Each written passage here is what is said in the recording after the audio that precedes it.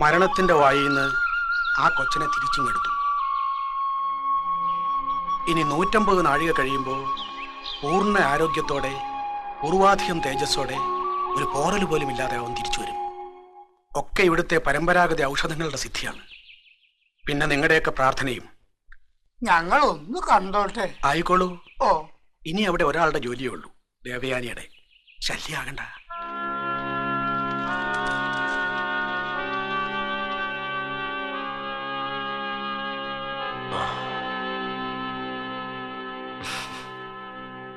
ചാക്കാലയുടെ വായിൽ വരെ പോയിന്നാ പറയണത്.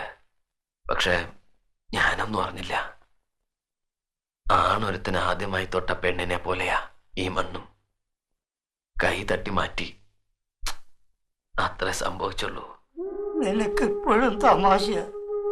ഓരോ മാത്രയിൽ ചത്തുകൊണ്ടിരുന്നത് ഞങ്ങളാ.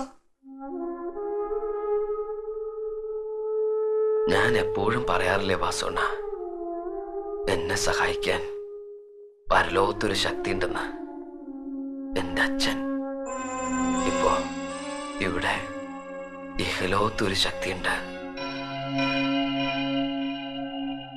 ആ വാസോണ്ണ, ഓ, വേറെ ആർക്കൊന്നും പറ്റിയില്ലല്ലോ. മണ്ണ് തൊട്ടതിന്റെ ദേഷ്യം സ്വപ്നഭൂമി നിന്നോടാ തീർത്തത്. വേറെ ആർക്കൊരു പോർള് പോലും പറ്റിയിട്ടില്ല. അതാ അതിശയം. ആ പാറ മുഴുവൻ പൊട്ടി മാറിയോ? അത് മൂടോടൊക്കെ പിഴുത് മാറിയിരുന്നടാ. ഒരു 10-70 കുട്ട പാറച്ചില് മാറ്റിയാ മതി, പിന്നെയും മണ്ണ.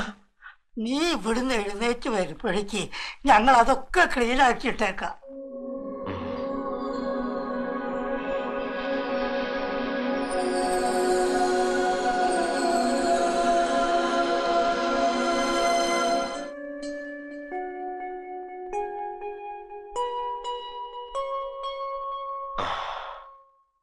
ഈ സ്വപ്നഭൂമി അതിന്റെ മാറ് ചെലുത്തുന്നത് കണ്ടിട്ടേ നിന്നെ ഇവിടുന്ന് വിടൂ എന്ന് വാശി പിടിച്ചവനാണ് ഞാൻ.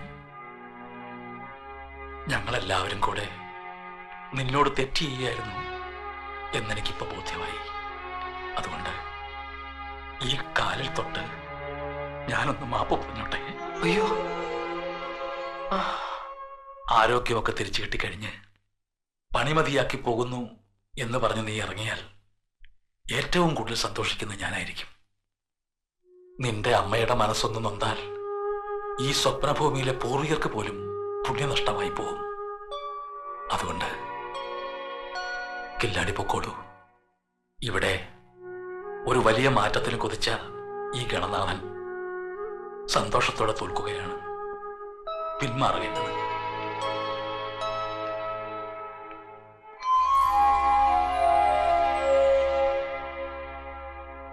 ഗണനാഥൻ പറഞ്ഞത് കേട്ടില്ലേ? ഞാൻ പോണോന്ന്. പോണോ? പോണം, പോയേ തീരൂ. ഇനിയും ഒരു അപകടം ഉണ്ടായി ഞാൻ മരിച്ചു പോകുന്നുള്ള പേടി കൊണ്ടാണേൽ ഞാൻ പോവില്ല. അതല്ല, ഞാൻ നിന്ന ദേവയാനിക്ക് ഇവിടുത്തെ ആചാരങ്ങളൊക്കെ തെറ്റിക്കേണ്ടി വരുമെന്നാണെങ്കിൽ ഞാൻ പോയേക്കാം. ഒരിക്കലും ഇവിടുത്തെ ആചാരങ്ങളൊന്നും ഞാൻ തെറ്റിക്കില്ല. ശരി, അങ്ങനെയാണെങ്കിൽ ഞാൻ പോവില്ല, തീർച്ച. അതൊക്കെ പിന്നെ ആലോചിക്കാം.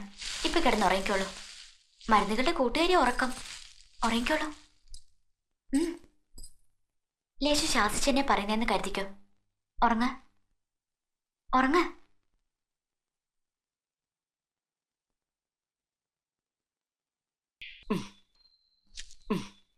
അയ്യോ, അങ്ങനെയല്ല, ശരിക്കും ഊന്നി നടക്കണം. ഓ, എന്തൊന്നേ പറയണേ. ഞാൻ നോക്കിയേ, ഈ കാലിന് കുഴപ്പമില്ല, എന്റെ ഈ കാലിന് കുഴപ്പമില്ല, കണ്ട ചാടുമ്പോ ഒരു കുഴപ്പമില്ല.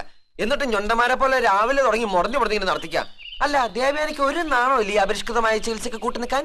അപരിഷ്കൃതമായ ബോംബിൽ നിന്നും ജീവനിങ്ങ് പിടിച്ചു തന്നത് ഞങ്ങളുടെ വൈദ്യമാ, അത് മറക്കണ്ട. നേരെ പിടി.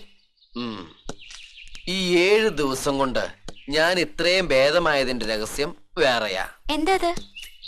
എന്റെ ഡോക്ടർ ദേവയാനി ആയതുകൊണ്ടും ദേവയാനിക്ക് എന്നെ ഇഷ്ടമാണെന്ന് പരിപൂർണ വിശ്വാസമുള്ളത് കൊണ്ടും എന്റെ മനസ്സം കീഴ്പ്പെട്ട് വരികയായിരുന്നു പെട്ടെന്ന് ഭേദമാകാൻ. ശരിയല്ലേ? അല്ല. എന്ന് വെച്ചാ ദേവയാനിക്ക് എന്നെ ഇഷ്ടമല്ലെന്നർത്ഥം? ഇല്ലാന്ന് ഞാൻ പറയില്ല, ഇഷ്ടമാ. പക്ഷെ അത് കില്ലാടിക്കുട്ടി കരുതുന്ന പോലുള്ള ഇഷ്ടമൊന്നുമല്ല. ഈ മുഖത്ത് നോക്കി പറയാമോ ദേവയാനിക്ക് ഈ കില്ലാടിക്കുട്ടിയോട് ഒന്നുമില്ലാന്ന്? മുഖത്ത് നോക്കി കണ്ണി നോക്കി ഈ ആകാശത്ത് നോക്കി പറയാലോ എനിക്കൊന്നുമില്ലാന്ന്. വെറുതെ കളി എടുക്കല്ലേ എന്റെ ദേവയാനിക്കുട്ടി. ഉറങ്ങുമ്പോഴും എനിക്ക് പൂച്ചയുടെ കണ്ണുകളാ, കടവാതിലിന്റെ ചെവികളാ. കഴിഞ്ഞ രാത്രികളില് ഞാൻ ഉറങ്ങിക്കിടക്കുകയാണെന്ന് കരുതി എന്റെ കട്ടിലിൽ വന്നിരുന്നതും പിന്നെ എന്നെ കെട്ടിപ്പിടിച്ചതും എന്റെ നെഞ്ചിൽ മുഖം ചേർത്ത് തലോടിയതും ഒക്കെ ഞാൻ അറിഞ്ഞില്ലെന്ന വിചാരം. തെറ്റിദ്ധരിച്ചിരിക്കുന്ന എനിക്കും തോന്നി. രോഗിയുടെ നാഡികളുടെ തളർച്ച മാറ്റാൻ 6 രാത്രികളിൽ വിധിപ്രകാരം ചെയ്യേണ്ട ഉഴിച്ചല് പോലുള്ളൊരു ക്രിയ അത്. ആണിന് പെണ്ണും പെണ്ണിന് ആണുമാണ് ചെയ്യേണ്ടത്. മനസ്സ് പതറാതെ മറിച്ചൊന്നും നനയ്ക്കാതെ ചെയ്യണം. വാ. അപ്പോ ദേവേനിക്ക് എന്നോട് ഒന്നുമില്ല? ഇല്ല. ശരി, ഞാൻ കാണിച്ചു തരാം. എന്നാ കാണിച്ചു തരാം. നിക്ക്. എന്തേ കാണിക്കുന്നേ? നിക്ക്. നിക്കുന്നേ. അയാളെന്താ അങ്ങനെ ദേഷ്യം പിടിച്ചു പോകുന്നത്? ഒന്നുമില്ല, ഞാൻ ചെല്ലട്ടെ. നിക്കേ, ഈയിടെയായിട്ട് എന്നോടൊന്ന് വർത്താനം പറയാൻ പോലും നിന്ന് തരാറില്ലല്ലോ. ഞാൻ പോട്ടെ. നിന്റെയും മരുത്താലിന് ക്ഷമ നശിക്കാറായിട്ടുള്ളൂ കേട്ടോ. എത്രയും പെട്ടെന്ന് ആ ചികിത്സ കഴിക്കണം. പിന്നെ നമ്മുടെ ചികിത്സാ രീതികളെ കുറിച്ച് അയാളോട് വിശദമായിട്ടൊന്ന് പറഞ്ഞ് മനസ്സിലാക്കി കൊടുക്കണം. അല്ലെങ്കിൽ അയാൾ വെറുതെ തെറ്റിദ്ധരിക്കും. ഞാൻ പോട്ടെ പൂവണ്ണ. ഇവിടെ പോവാ. അല്ല, ആരാ ഇത്? വരൂ. നടക്കാറൊക്കെ ആയി നിറഞ്ഞു. ഇരിക്കൂ. കുറച്ചു ദിവസമായി ഉള്ളിൽ കിടന്ന് വല്ലാതെ വീർപ്പ് മുട്ടുന്ന ഒരു കാര്യം പറയാനാ ഞാനിപ്പോ വന്നത്. അന്ന് കണ്ടപ്പോ എന്നോടുള്ള സ്നേഹം കൊണ്ട് പറഞ്ഞില്ലേ, ഒക്കെ ഭേദമായ പിന്നെ ഇവിടെ നിൽക്കണ്ട, കിണറുപണി നിർത്തി പൊക്കോളാൻ. അതേ സ്നേഹം കൊണ്ട് തന്നെ ആ പറഞ്ഞത് തിരിച്ചെടുക്കണം. എന്തെല്ലാം തടസ്സങ്ങളുണ്ടായാലും ആ കിണർ എനിക്ക് കുഴിക്കണം. വെള്ളം കണ്ടില്ലെങ്കിൽ ആ മണ്ണിൽ കിടന്ന് മരിക്കുന്നവരെ കുഴിക്കണം. ഒക്കെ ഒരു നിയോഗം പോലെ തോന്നുന്നു. അന്ന് പോകാൻ പറഞ്ഞെങ്കിലും ഇങ്ങനെ അനുമതി ചോദിച്ചു വരുമെന്ന് എനിക്കറിയാമായിരുന്നു. നന്ദി പറയേണ്ടത് ഞാനാണ്. തുടങ്ങിക്കോളൂ. ദേവു ഇയാളെ ഇങ്ങനെ കറങ്ങാൻ വിട്ടിരിക്കുക? എളുപ്പം നടന്നെങ്കിൽ പോന്നു. എത്ര ദിവസം കൂടിയുള്ള ചികിത്സ? 5 ദിവസം. രക്തമല്ലിക്കൂട്ട് ഫലവത്തായതിന്റെ ഒരു ആഘോഷമുണ്ട്. ചികിത്സ തീരും മുമ്പ് അത് നടത്തണം. പൊക്കോളൂ.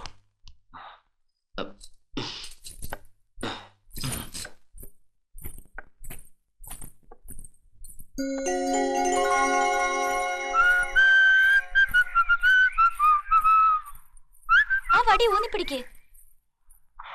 ഇല്ല. ഊന്നിപ്പിടിക്കാനാ പറഞ്ഞത്. ഇല്ലെന്ന് പറഞ്ഞില്ലേ? എനിക്കിപ്പോ യാതൊരു അസുഖമൊന്നുമില്ല. വേണേൽ ഈ ഭൂമി എടുത്ത് എന്റെ തോളത്ത് വെച്ച് ആ സൂര്യന് ചുറ്റും 7 വട്ടം ഓടിയിട്ട് വരാനുള്ള ശക്തി ഇപ്പൊ എനിക്കുണ്ട്. കിണനാഥനെ കണ്ട അനുവാദമൊക്കെ വാങ്ങിയിട്ടാ വരുന്നത്. കിണർ കുത്തി ഒരു കുടം വെള്ളം ഈ പെണ്ണിന്റെ തലയിൽ എടുത്ത് വെച്ച് തന്ന് ഈ പെണ്ണിനെ കൊണ്ട് ഞാൻ ഇവിടുന്ന് പോകും. അതെന്റെ വാശിയാ. അതിനിപ്പോ നിങ്ങളുടെ വൈദ്യ ശുശ്രൂഷ ഒന്നും എനിക്ക് ആവശ്യമില്ല. രേഖകൾ നിങ്ങളുടെ വടി, ഞാൻ പോണു. നിക്കാൻ അവിടെ നിക്കാനാ പറഞ്ഞത്.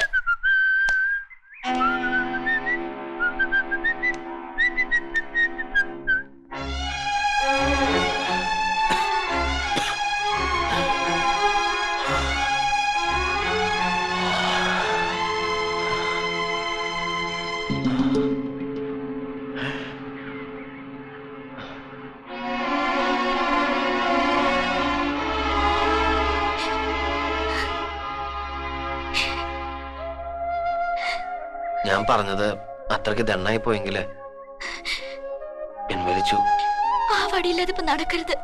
കിതപ്പുണ്ടാവും, ചിലപ്പോ അസ്ഥിക്ക് പൊട്ടലും ഉണ്ടാവും. ഇത് പിടിക്ക്. എന്തെങ്കിലും അബദ്ധം പറ്റിയാ എന്റെ കുറ്റം കൊണ്ടാണെന്ന് എല്ലാരും പറയൂ. പിടിക്കാം, പക്ഷേ താനിപ്പോ ഒരു കാര്യം എന്നോട് തുറന്ന് സമ്മതിക്കണം. എന്താ? തനിക്കും എനിക്കും അറിയാവുന്ന കാര്യം തന്നെയാ. അത് താൻ പറയുന്ന എനിക്കൊന്ന് കേൾക്കണം. തനിക്ക് എന്നെ ഇഷ്ടമാണെന്ന്, ഇവിടുത്തെ ചട്ടങ്ങളെ നിയമങ്ങളെയൊക്കെ ഭയന്ന താനിത് തുറന്നു പറയാത്തതെന്ന് ഇത്രയെങ്കിലും എന്നോടൊന്ന് പറഞ്ഞേ. കില്ലാടിക്കുട്ടി വടിയൊന്ന് പിടിക്കേ. ഇത്രയും നേരം വടിയില്ലാതെ നടന്നല്ലേ, കിതപ്പുണ്ടാവും. ഇടത് കൈ എന്റെ തോളിലിട്ടോ. ഇനി ഞാനൊരു കാര്യം പറയാം, കേൾക്കണം. കേട്ടിട്ട് എന്നെ ഒന്ന് സഹായിക്കണം. ഇവിടുത്തുകാരുടെ ഓർമ്മയില് 2 പ്രാവശ്യമേ രക്തമല്ലിക്കൂട്ട് ഉപയോഗിക്കേണ്ടി വന്നിട്ടുള്ളൂ. ഒന്ന് കില്ലാടിക്കുട്ടിയെ രക്ഷിക്കാൻ, പിന്നൊന്ന് എന്നെ രക്ഷിക്കാൻ. ചോരക്കുഞ്ഞായിരിക്കുമ്പോ ചത്തുപോയെന്ന് കരുതി ആരും എന്നെ സൈരന്ധ്രയുടെ തീരത്ത് ഉപേക്ഷിച്ചതാ. വെള്ളം കോരാൻ വന്ന പെണ്ണുങ്ങളാ കോരിയെടുത്ത് ഇവിടെ കൊണ്ടുവന്നത്. എനിക്കൊരു പുതിയ ജീവിതം തന്നു. എന്നെ സോമാജി വൈദ്യരുടെ വളർത്തുമകളാക്കി, സ്വപ്നഭൂമിയിലെ റാണിയാക്കി, ദേവിയാക്കി. അമൂല്യ ഔഷധങ്ങളുടെ കലവറ രഹസ്യങ്ങൾ എനിക്ക് മനപ്പാടാക്കി തന്നു. അങ്ങനെയുള്ളവരെ ഞാൻ എങ്ങനെ ചതിക്കുക? ഇല്ല, ജീവൻ കളയേണ്ടി വന്നാലും ഞാൻ അങ്ങനൊന്നും ചെയ്യില്ല. കില്ലാടിക്കുട്ടി ഒന്നും മനസ്സിൽ കരുതി വെക്കരുത്. എന്നോട് ഇങ്ങനൊന്നും സംസാരിക്കുകയും ചെയ്യരുത്. എന്റെ യാചനയോ.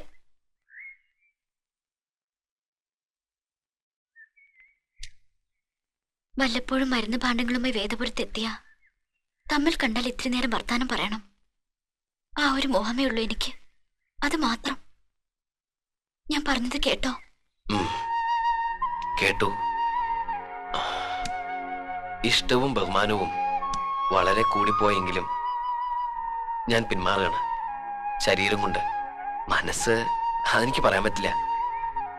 ദേവയാനിയുടെ ചിന്തകളില് ഇനി ഞാൻ ഒരിക്കലും ഒരു ശല്യമായിട്ട് വരില്ല. സത്യം. പറ, ഇനി പറ, എന്താ എവിടെയുടെ കുട്ടൻസ്? വരൂ. കായകൽപ്പ ദണ്ടെന്നാ പറയണത്. ശരീരകോശങ്ങളെ മൊത്തം പുതുക്കി പണിയുന്ന മരുന്ന് അത് മുഴുവൻ. 67 ഔഷധക്കൂട്ടും 28 ഔഷധ മരങ്ങളുടെ കാതലും ചേർത്തുണ്ടാക്കിയതാ. ഈ കറുത്ത് കാണുന്നില്ലേ, ഇത് മുഴുവൻ പലതരം കാന്തങ്ങളാ.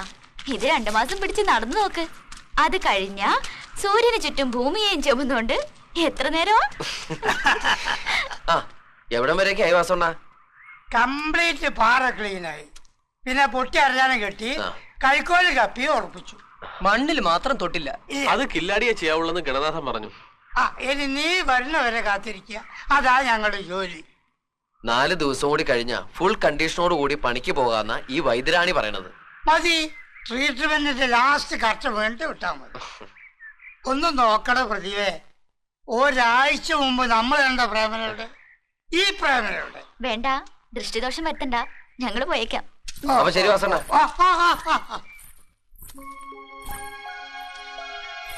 അവന് വേണ്ടി പറഞ്ഞു ജയിപ്പിച്ചെടുത്ത ജോലി പോലെയുണ്ട്. ഈ രക്തമല്ലിക്കൂട്ട് എന്താ ഒന്ന് പറയോ? അത് സ്വപ്നഭൂമിയിലെ അമൂല്യ രഹസ്യങ്ങളാ. പറഞ്ഞ കുറ്റോ? ഓ, ഇനി ഞാൻ അത് പഠിച്ചെടുത്ത് ലോകവിപണിയെ കൊണ്ടുപോയി വിറ്റ് കോടീശ്വരനാവുന്നുള്ള പേടിയായിരിക്കും അല്ലേ? ഹേയ്, അങ്ങനെ പേടിയൊന്നുമില്ല. ഒന്നല്ല 9000 പ്രാവശ്യം കേട്ടാലും നിയോഗം ഇല്ലെങ്കിൽ പഠിക്കാൻ പറ്റില്ല ആർക്കും. അപ്പൊ പിന്നെ പേടിക്കണ്ടല്ലോ. ഒരു കൂട്ട് ഒരു ദിവസേ പറയുള്ളൂ. ആദ്യത്തെ കൂട്ട് പറയേണ്ടത് പ്രഭാതത്തിലാ. അങ്ങനെയാണെങ്കിൽ നാളത്തെ പ്രഭാതത്തില് ആദ്യത്തെ കൂട്ട് പറയോ? പറയാം, പക്ഷെ ഒറ്റ പ്രാവശ്യം ഞാൻ പറയുള്ളൂ. പിന്നെയും പിന്നെയും പറഞ്ഞു കില്ലാടിക്കുട്ടി അത് മനപ്പാടാക്കിയ പിന്നെ ഞാൻ കുറ്റക്കാരിയാവും. എനിക്ക് കേൾക്കാനുള്ള കൗതുകം കൊണ്ടല്ലേ. ശരി, നാളെ പറയാം. പറയട്ടെ? ഞാനും ചിലർ ധ്യാനമൊക്കെ ഒന്ന് കഴിച്ചോട്ടെ. രക്തമല്ലിയില സൂര്യപ്രകാശത്തിൽ 7 പകൽ ഉണക്കി 7 പൗർണമികൾ നീളെ ശീതളിപ്പിച്ച് രാക്കുറിഞ്ഞി പൂമ്പൊടി ചേർത്ത് നേരിയമ്പാല ചാറിൽ ചാലിച്ച് നെയ്തലാമ്പൽ ഇലയിലിട്ട് പനിനീരൊഴിച്ച് കദളിത്തണ്ടിൽ കോരിയത് 7 കുമ്പിൾ. പിടികിട്ടി. പനിനീരൊഴിച്ച് കദളിവാഴത്തണ്ടിൽ അല്ലിയാമ്പൽ കടവിൽ അരക്കി വെള്ളം കഴിഞ്ഞു പോയി. അടുത്ത അത് നാളെ. ആനവാലാൽ തൊട്ടെടുത്ത നീലാഞ്ജനം നെൽ പ്രമാണം, പുലിനഖം ഉരച്ചെടുത്തത് എൽ പ്രമാണം, സൂര്യഗന്ധി സ്ഫുടം ചെയ്ത ശംഖുഭസ്മം 4 ചിപ്പി, ഊതി ഉണക്കിയ കരിവീട്ടിക്കറ 3 ചിപ്പി, 7 അന്തികൾ കുന്തിരിക്ക പുക കാണിച്ച് 6 ഉഷസിൽ കർപ്പൂര പുക കൊള്ളിച്ച് പാരിജാത തളിരിൽ ചേർത്ത് വീഴ്ത്തിയത് 9 കുമ്പിൾ. എന്റെ